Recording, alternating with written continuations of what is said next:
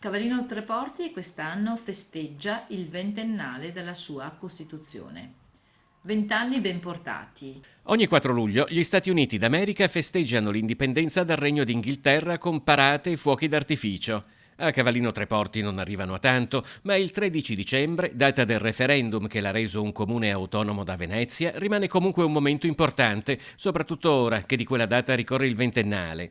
E col referendum per la separazione tra Venezia e Mestre alle porte, questa cittadina di 13.500 abitanti sulla penisola che separa la laguna nord dal mare Adriatico è anche l'esempio concreto di una scelta da cui oggi nessuno tornerebbe indietro. Abbiamo una struttura oggi consolidata, amministrativa, tecnica.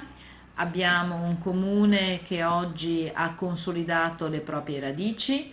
Abbiamo un comune che sta crescendo in termini di identità culturale, in termini anche di economia. Abbiamo dei primati, delle eccellenze importanti e quindi siamo fieri di avere il comune autonomo. Sotto Venezia, Cavallino Treporti, secondo Roberta Nesto, aveva servizi sottodimensionati per le proprie esigenze, si trattasse di strutture amministrative o di polizia locale. Oggi il comune conta 75 dipendenti, meno di altri paesi con le stesse dimensioni, ma sufficienti a garantire servizi migliori a prima. Ritengo che rispetto a quello che eravamo quartiere del Comune di Venezia, oggi si possa pensare che un comune che ha un'eccellenza, la seconda spiaggia d'Italia, sia doveroso che abbia anche una struttura amministrativa e politica.